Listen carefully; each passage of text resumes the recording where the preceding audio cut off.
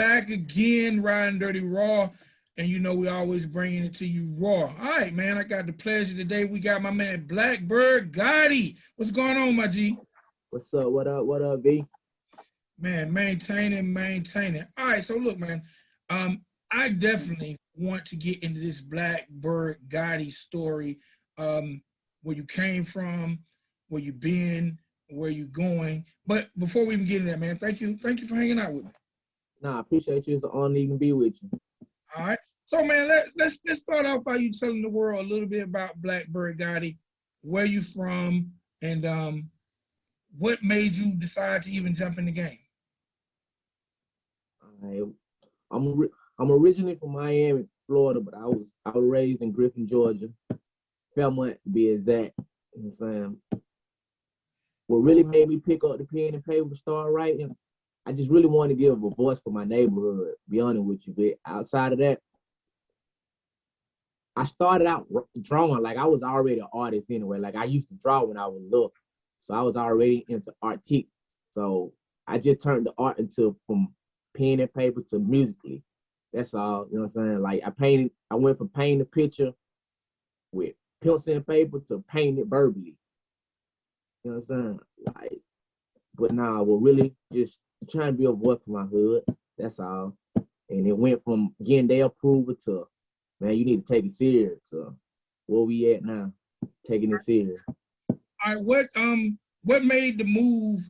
Because that's a big move, going from Florida to Griffin. That's a big move. What made that move, and how early in your life was that? Very early, very early. Like, that was a parent decision. Like, it wasn't really upon me. Like, majority of my school years in Griffin, you know what I'm saying? Like, I've been in Griffin majority of my whole life. Like, that was a parent decision. Wasn't, you know what I'm saying? Wasn't nothing outside of, you know, typical relationship issues or better life for your kids that my mother made. That's all.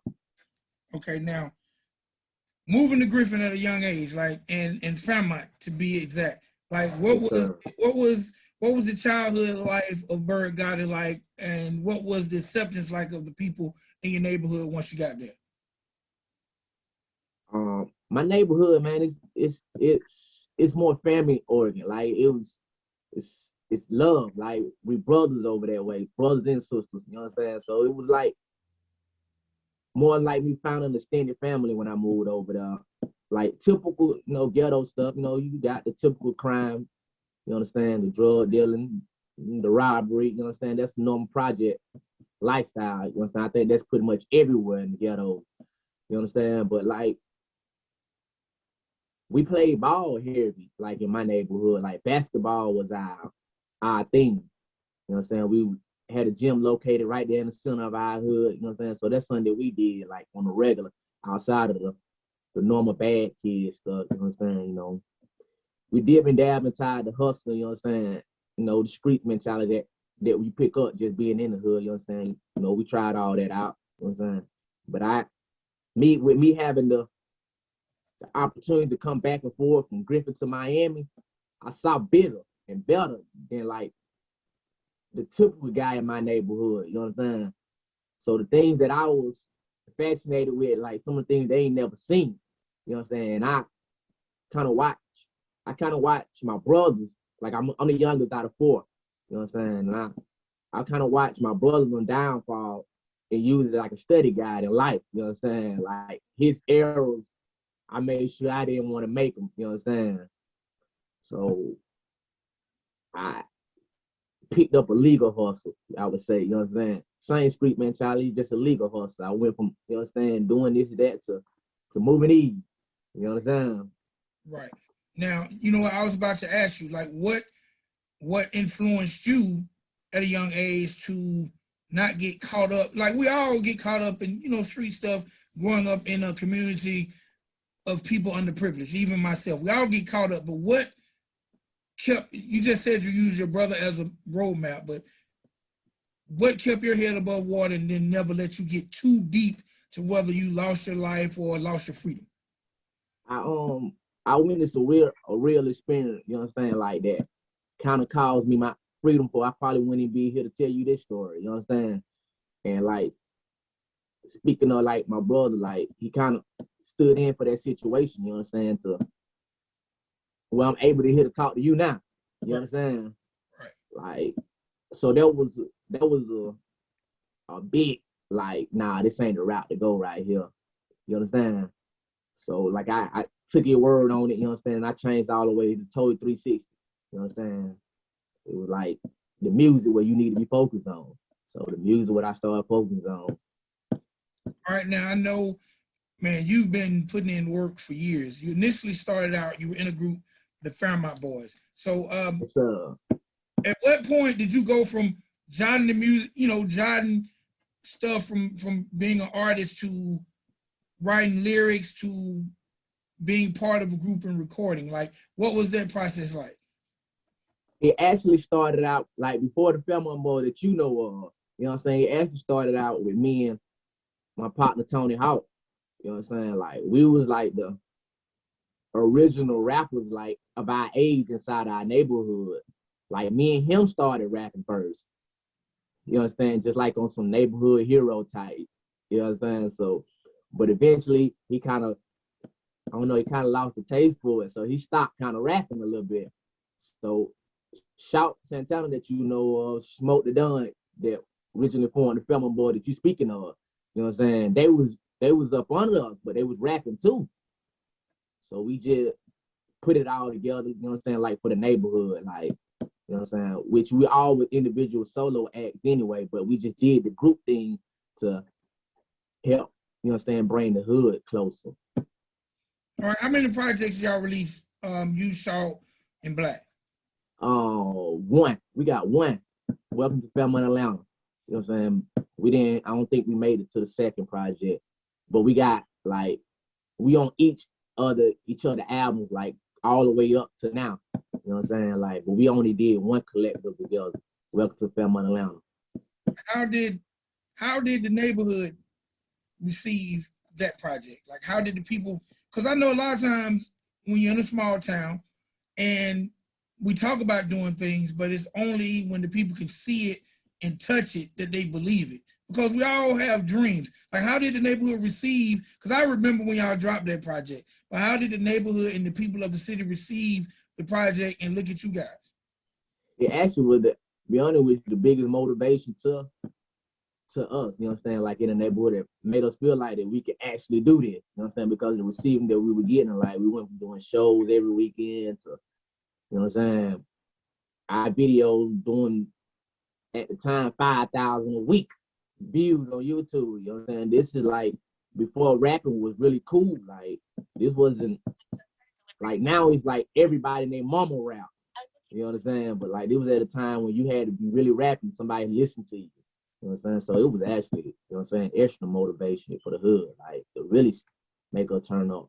All right, now, after that project was released, I heard about, you start working on solo stuff, but you mentioned all y'all was solo artists. What did you take from being in a group or doing a group project that helped you as you move forward to doing solo projects? Actually, probably the ideas, like the ideas that each one of us would bring to the table. Like I probably would have never thought of a whole body of work like without that experience. You know what I'm saying? Because I could have been one dimensional on the project. You know what I'm saying? But like to feed off each other ideas kind of helped me put a whole body of work together, like full circle, like where I can do a love song, I can do a turn up song, I can do a street song. You know what I'm saying? Like so that group, like the group helped me experience that. Like our feedbacks off each other, really open my eyes up to the step out of my comfort zone on certain tracks. All right, no doubt, no doubt. All right, so what was the first project you worked on as a solo artist? In the Eyes of the Bird. In the Eyes of the Bird. I think that was my first ever solo mixtape. In the Eyes of the Bird. All right, now what was that experience like? You solo, you 10 toes down on your own. You don't have the comrades beside you, because being in a group, you can bounce concepts. Being by yourself is your thought process, and your representation of yourself. What was that first project like? Like, were you nervous? What? Man, nervous. Yeah, man. Like I can remember like working on that project so much, like back and forth. I'm for the release. Nah, it ain't ready yet. So I'm for the release. Nah, it ain't ready yet, man. I probably did over 30 songs to put out a project with 10, 15 songs on it. You know what I'm saying? Just because I felt like it wasn't never ready yet. You know what I'm saying? But once I did get to the point where I released it, yeah, like in the hood, they loved it. You know what I'm saying? Like, and I was able to sell it. You know what I'm saying? Like I was always big on anybody who give a CD away, but it got to be really good if somebody buy it. You know what I'm saying? And I was always able to sell out all of my CDs every time that I released. So that would let me know that my craft was good. You know what I'm saying? But outside, your normal homeboy opinion, they your homeboy, so they gonna root for you. You know what I'm saying? But like when others start supporting, yeah, I knew it. I knew it was up to something good. No doubt, no doubt. All right, now the one thing about Bird Gotti that I've always admired, it's your professionalism, and you always seem to be relaxed. And I know you're a Leo like me, and that shit's crazy because I'm never relaxed. So like you always seem so cool, calm, and collected. You seem like the type that you're humble, you're honorable, you wait your turn, you ain't pressing nobody like that.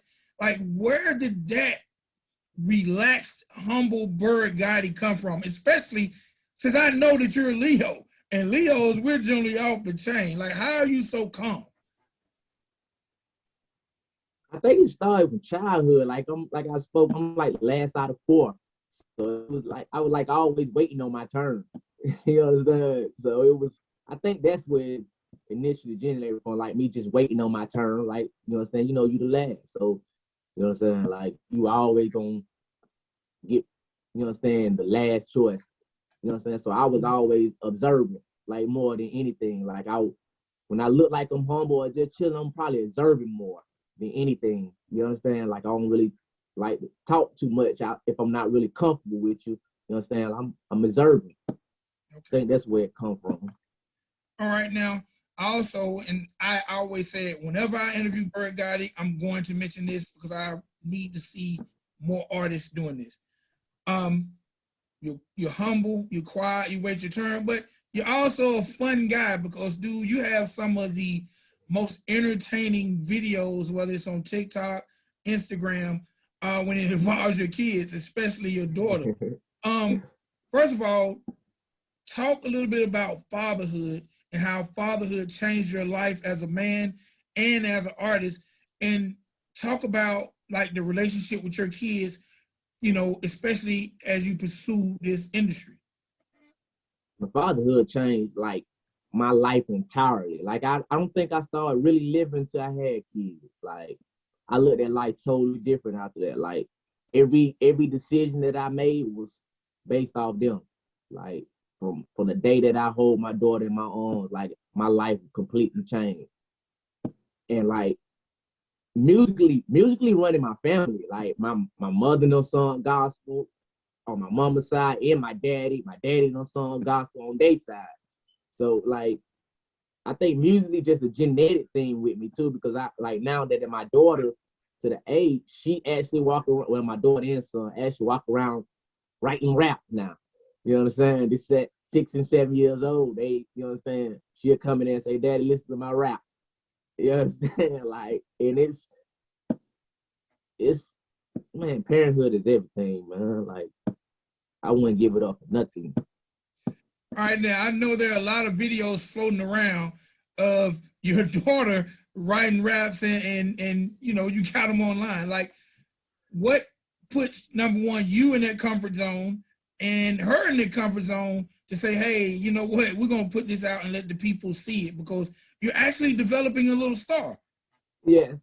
And like I always like one thing that I always say in the house, like if I don't make it, one of us gonna make it. You know what I'm saying? Like so I'm trying to just really prepare her for what, you know what I'm saying, is to come. Like I don't and it's not even like me force, it's not the Joe Jackson approach. It come naturally. Like she does it naturally. Like she recorded on her own personal phone, like, and tell me to look. And I'd be like, okay, do it for me. You know what I'm saying? And I recorded and I'll post it. Like, so it's really our life. Like, we just so happen to put it on camera, like at time to time. But it goes on. It's a lot more that you don't see. You know what I'm saying? Just a little moment that I do capture on camera. All right, because I remember one time, bro, I'll be following you. One time you recreated the New Jack City scene. Like, how do you get your entire family to cooperate? Like, your son be dressed the part. Like, man, you definitely. And I would never think the Joe Jackson approach, but man, y'all definitely have a large amount of unity and family love. Like, how do you get everybody on the same page for this stuff? Everybody got a unique personality in my house. Like, everybody's they own an individual character. Like, and it sometimes it just come full circle like that. Like, it just an idea. Like, if sometimes my daughter present it, you know what I'm saying? Like, sometimes it come like that. Like, and I get the Nino Brown a lot. So I was like, no, let's do the New Jack City thing. You know what I'm saying? So we did it, and it came out to be kind of nice. You know what I'm saying? Like, very funny. Like, I still watch that video today sometimes. Right. Back to your music a little bit. Every project I've ever listened by Bird Gotti, I've seen growth. And a lot of artists, it seems like when they hit a pinnacle, then they relax and it's more of a decline. But I can honestly say, from listening to you with the Fairmont Boys to your current project, The Hood Rose, it's always been growth. But I also noticed you never rush your projects. Like, at this point in your career, you're not the guy who releases a project in January and then releases another project in July. Number one, what do you accredit the growth to in your music? Number two, what makes you put the time in between your projects? Like, the credibility growth, like, I'm like my biggest critic. Like, I would listen to like my old projects and be like, man, I could have done better than that. You know what I'm saying? So I criticize myself a lot, even when people be like, nah, man, that's nice. I'd be like, nah, but I could have said this, I could have said that better, or deliver that better. You know what I'm saying? So, like, that would be like the challenge with me, like, going into writing a project. Like, I always gotta go 10 times harder than my last one. So that like speaks on like my growth with it. And then, like, the time period, back to me being my worst critic, I don't never think it's ready. Like, those songs that I released on The Hood Rose, probably a couple of them probably 2 or 3 years old. You know what I'm saying? Like, not me not yet being ready. You know what I'm saying? Self-critic. Like, so I always felt like I can't rush nothing because I ain't always ready. That's all. Okay. All right. I noticed late last year, you had an opportunity to sit down with Shaka Zulu, Ludacris's manager, president of DTP. What did you take from meeting such an influential person like Shaka? Like, what jewels did he give you? First, let me shout out Shaka, man. Like, I want to appreciate that opportunity. You know what I'm saying, Ray? I want to appreciate that opportunity. You know what I'm saying, that they presented for me to even sit down, like, to have them conversation with them. But, like, now, like, just sitting down talking to them, like, go from these people that I idolize, like, as Moses, to me being in front of them, having a conversation about my music, like, everything. You know what I'm saying? Like, the jewels that he was giving me more on how brands become mobile. Like, you know what I'm saying? Like, not so much thinking of an artist, be a brand. You know what I'm saying? So therefore, that's when I went to, like, I gotta brand myself. Like Denzel say on American Gangster, it's a brand name, and I stand behind it, like Coke. You know what I'm saying? Like, that's what I got out of it. Like, Bird Gotti need to be a brand name. You know what I'm saying? So I went to branding myself in all angles. But that's something that he really, out of everything that he gave me, that was one of the things that really stuck with me, like, branding myself. Okay. All right. I always wanted to ask, Bird Gotti, where does that name come from? As like I mentioned, when I first started rapping, it was me and a guy named Tony Hawk. Like I needed a bird. He was a hawk, so I just needed a bird. And I always was a fan of John Gotti. Like I was John Gotti was like one of my idols. Like so that's where I picked the Gotti up from. But Blackbird, I just needed to be a bird. I was black, Blackbird. You know what I'm saying? It just came that way. The hawk and the bird. The hawk and the black. Yeah, the hawk and the bird. That's what. But guess what? It makes you unique, and you've actually stayed with it. That's the dope part. Like you know how many people change their names, but you stay with it, and you're definitely well on the way of creating a brand. You're definitely on your last two projects, you've made sure you accompany merchandise with it. On your last project, Before the Hood Rose, bro, I swear to God, when I was watching you on social media, it's like you clothed the entire hood with merchandise. When did you realize in your career that you got to have merchandise to go hand in hand with your music? It actually came accidentally, be honest with you. Like I'm big on presentation. Like you know what I'm saying? Like I don't really drink or smoke, so my habit is like shopping. You know what I'm saying? So I got tired of running to the mall buying such and such brand. I was like, man, I can do this myself. You know what I'm saying? So I started out with Bird Fly. Like that was my first brand, Bird Fly. You know what I'm saying? And I matched it up with my gear, you know, and people start like, I need a shirt. You know what I'm saying? I need a shirt. Not even thinking about mixing it with music, just more me just putting me on something that helped me. You know what I'm saying? Like save some money in sense. But yeah, and it started from there, like people asking for a shirt that I started with Bird Fly. Like, so it was like, cool, man. People, you know what I'm saying? People in the way that I dress. So I was like, cool, I can mix this hand in hand. Like I'm a hustler, you know what I'm saying? So I know how to make money. You know what I'm saying? I learned that from the street mentality, you know what I'm saying? So I picked up the idea, cool, let me do a clothing line. Not so much of a clothing line, like just so much of a merch.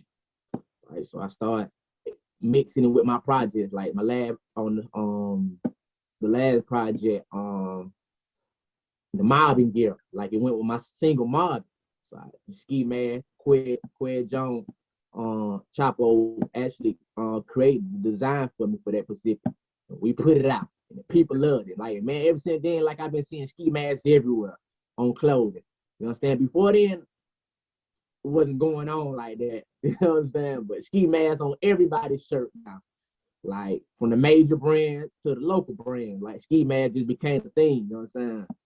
And then like with this, the Hood Rose, it was only right that I, you know what I'm saying, presented some merch with it. You know what I'm saying? Not only merch, but CDs and tater chip. Like I was on some majors to go around. Like now, you know the funny thing when we talk about the Hood Rose, all right, we see the CDs in front of us, we see the potato chips, but bro, you had the damn candy apples. Yeah. And I had never seen a candy apple designed like a rose. You got the Hood Rose Air Forces. Man, like, do you ever think beyond the music as far as when I'm not making music anymore, I'm gonna still use this brand to generate revenue? Yes. Like my whole conversation, like with my crew is beyond music. Like one of my guys actually do like the merch. He got a pressing, and I'm telling him like, nah, they're gonna be your department. You understand? Like we gonna all eat all this full surfing, not just me. You know what I'm saying? Like so he went. I create the design for the Hood Rose. He created the design for the Hood Rose shirts. You know what I'm saying? Me and him on the collector item. You know what I'm saying? I was like, bro, I'm saying this is your department. You in the clothing department. You know what I'm saying? Like, I'm gonna do the music, but I'm gonna make sure all of us capitalize off of it. You know what I'm saying? So like not just musically, but like from music to whatever. The Hood Rose gonna be around. All right, now, and you talking about Twan. Shout Twan out because I want to ask you. Yeah. I want to ask you something about a situation that Twan told me about. But shout Twan out real quick. Yeah, shout out to William, man. That's one of my childhood friends also, man. We from elementary up to now. You understand? Let's brother. We ain't no friends, we brothers. Like I speak on my community more family oriented. We not friends, we brothers over there. But shout out to Twan William, man.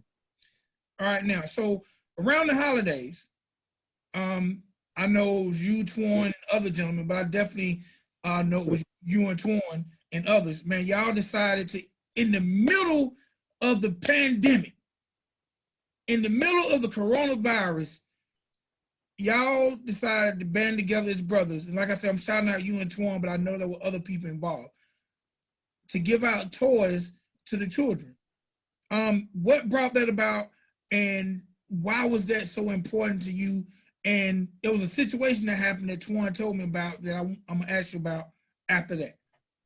Okay. The other guy that you're speaking on, my partner Jonathan Belts, aka the mayor. You know what I'm saying? We all us from Fairmont. We all grew up in Fairmont. It's still the same crew. You know what I'm saying? Like we actually did it in 2013, 15.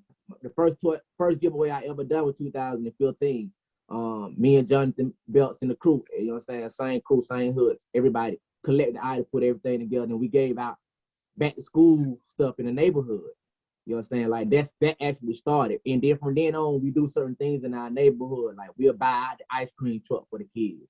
Like we big on the future. You know what I'm saying? Like, and we know that the kids are our future.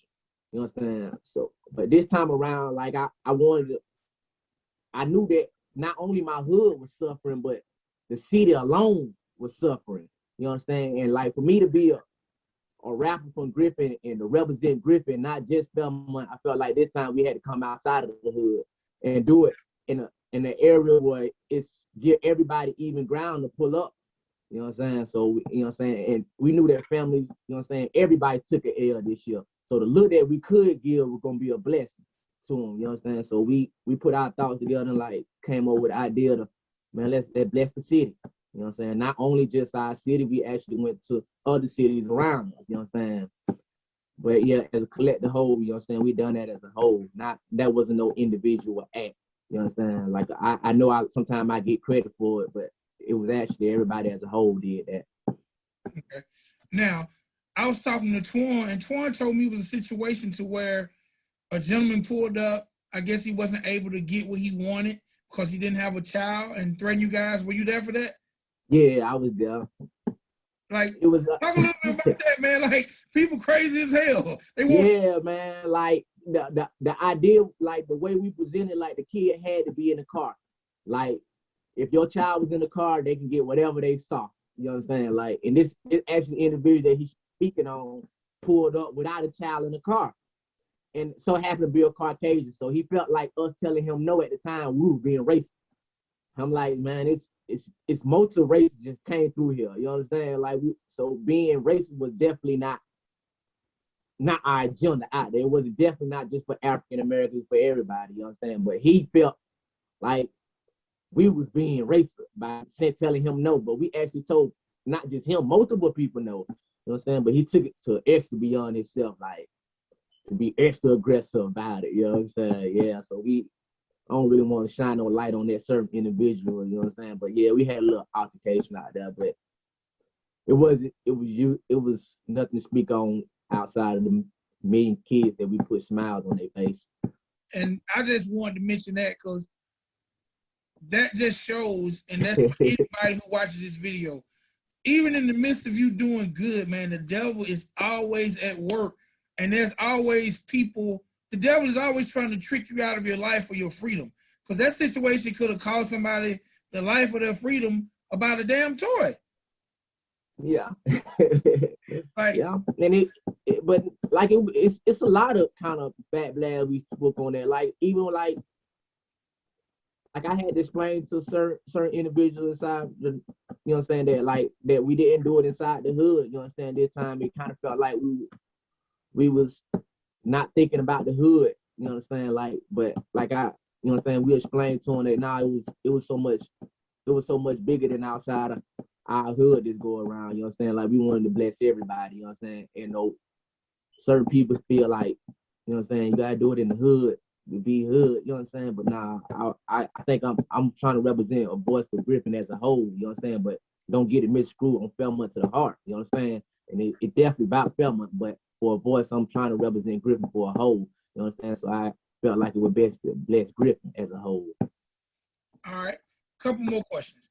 Number one, I give you credit. You have never switched up, and you've been doing it now, man, I don't even know how many years. You've always represented Fairmont, and you've always represented Griffin. I've always known artists who might be from a small area, when they start to get a little notoriety, or even to get notoriety, they tend to switch up because they might feel like they need to be from a more popular area. What has made you stay so true, number one, to Fairmont, number two, to your city, Griffin? Like, what has made you just stay 10 toes down? Like I previously stated, like Fairmont was the only reason why I started rapping. Like I started rapping just to give the hood a voice. You know what I'm saying? So like that definitely ain't gonna never change. You know what I'm saying? And I'm big on loyalty. You know what I'm saying? I'm big on that. You know what I'm saying? Like, so like it's gonna be Fairmont before I'm gone, it's gonna be Fairmont. You know what I'm saying? Forever.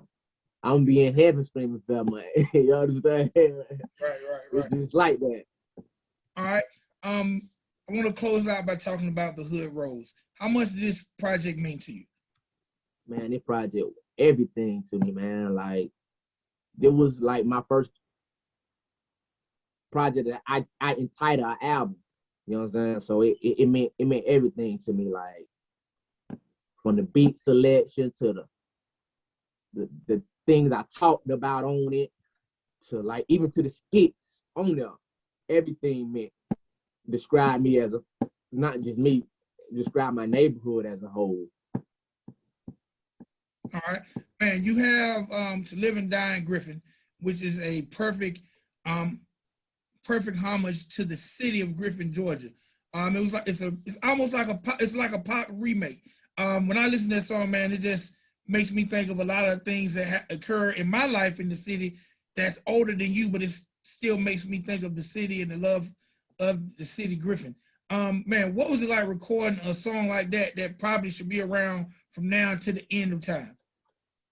I just felt like actually listening to Hove and Alicia Keys, New York City. Actually, it was the inspiration to it. Like I just wanted the city to have an anthem, you know what I'm saying, that represented the city as a whole, not just so much of a certain individual neighborhoods. I wanted to have a collective for a whole as Griffin, you know what I'm saying? And I'm a diehard Tupac fan, so it came hand to hand like that. But the idea actually sparked for listening to whole record, New York City.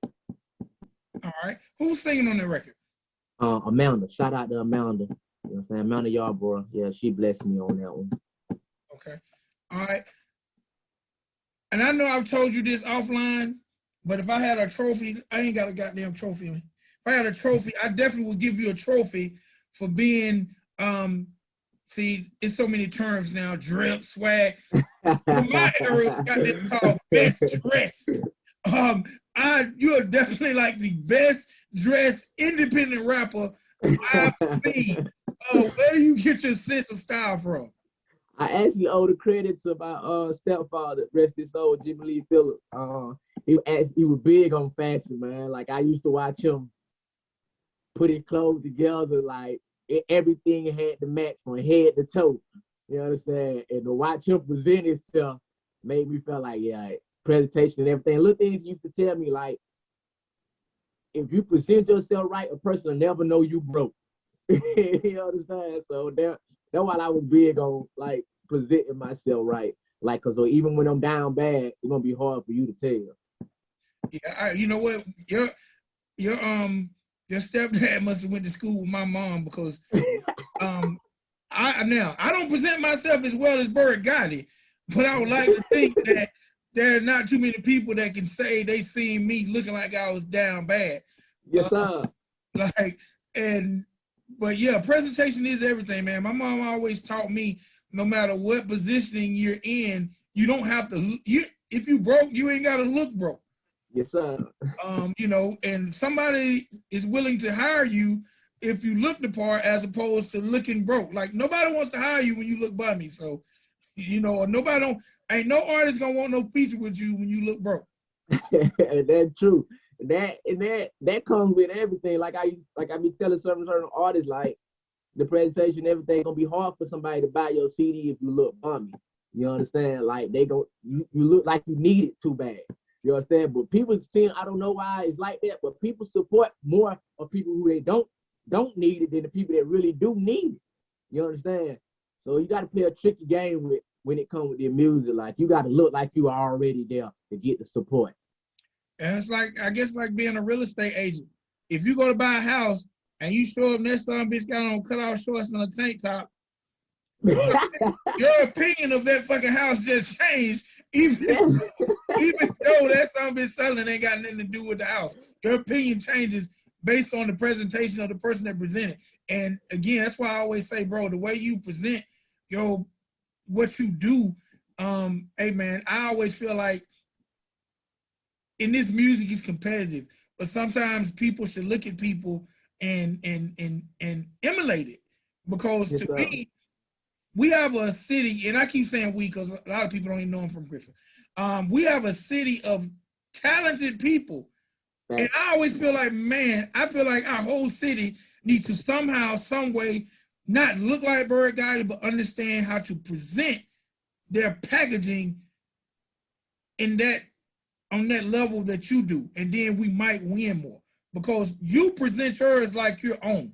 If someone showed me imaging of Black Bird Gotti from release parties to merch to your family life, it would be hard for you to convince me that you was an independent artist because you don't present yourself like that. Do you feel like do you feel like the way you present yourself, do you feel like it maybe makes artists not want to work with you, or maybe they don't, you know, like they don't want to stand beside you because then you really, really shine? I hope, you know what I'm saying? That could be it. I never looked at it like that, but that could be, you know what I'm saying? That could be true. You know what I'm saying? Like, but I always just, I don't know, like I didn't, I don't know, I never had really, like, I never really blessed with the opportunity of somebody like to sponsor me. You know what I'm saying? Like, so I always had to sponsor myself. So I was always in competition with a brand, an artist in his brand behind him, and it was more of me. So I had to go extra hard on everything that I did. You know what I'm saying? Like to even look apart to my competition. You know what I'm saying? Like a friendly competition at that. Let me make sure I'm clear on that, because you know what I'm saying. I hope everybody win. You know what I'm saying? It's not damn person I wake up to like feel like I gotta envy or feel like I gotta compete with them, like to the point where I'm envying them. You know what I'm saying? Yeah. But now, just to stand out from everybody, you know what I'm saying? Like I knew I had to present myself in a full package. You know what I'm saying? Like I had to think outside the box. And I idolize moguls. Like Rick Ross, one of my, you know what I'm saying? I wake up and I watch him every day. Yo Gotti, I wake up, I watch him every day. You understand? So it's certain individuals like that give me the extra boost that feel like I, you know what I'm saying, I need to do more. You know what I'm saying?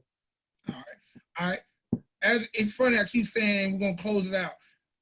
But I've always said when I interview you, I want to make sure that we touch on stuff that because you're so loyal, and a lot of times in interviews, people go as they're guided. I always notice that when I say imaging, I'm talking about videography. Your videos are always clean. They're always on point. You think they're big budgets behind them, but you always rock with the same video company. Let's talk a little bit about that and how you're able to maintain with that same company, but keep the consistency going. Shout out to like my first video, Uncle Jeff. Like me and Jeff started out rocking together. You know what I'm saying? Like in a certain period of my career, that was all my videos through Jeff. You know what I'm saying? Like I'm big on that loyalty, but Uncle Jeff moved away. You understand, to Florida. So like then I ran into BCP Brandon Collins. You You understand? And at the time, we both, you know what I'm saying, present each other ideas about like what we want to be in the next couple of years. You know what I'm saying? And on the collect out, we just grew at each other. You know what I'm saying? Like I even actually record everything at his studio. You know what I'm saying? You know, it just I don't know. I'm big on loyalty. You understand? Like I want to be in a position to bring everybody that I came from the bottom with up. Not so much of me getting up and then running to such and such. You understand? Nah, I want us to come from 1 to 10 together. You know what I'm saying? So I'm just big on loyalty. All right. Well, I think that is a very rare quality. It's a word often spoken, but people like to speak the word, but then they don't like to use the verb that the word means. They don't like to show the action. It's always cool that people speak on loyalty, but it's not always there. And I know that to be fact. I remember seeing Jeff videos, and then I remember seeing BCP, and you've always stayed true to that formula. And one time for Brandon, because he's always elevated with each video. Will there ever be a Fairmont short film or movie? I don't know why I didn't see that. Yeah, it's funny to say, like I'm actually having a conversation now, you know what I'm saying, with individual about making the Hood Rose, the movie, you know what I'm saying, entitled The Hood Rose. You know what I'm saying? So like yeah, that's in the work now that we speak. You know what I'm saying? So that'll be by the grace of God, we can put that together real soon. You know what I'm saying? But yeah, we having conversations now about that. Okay. Will we see a project from Bird Gotti's daughter? Yes. She been begging to go to the studio, you know what I'm saying? So yeah, that'll be out hopefully real soon. Once I get to the comfortability where I feel like she ready, you know what I'm saying? I think it's more of me because she been screaming, let's go to the studio. So yeah, it coming. Yeah, bro, regardless of where your music career take you, I think you're setting yourself up for a bigger future. Even if you win a Grammy on your music tomorrow, I think you're still setting yourself up for something bigger than a Grammy.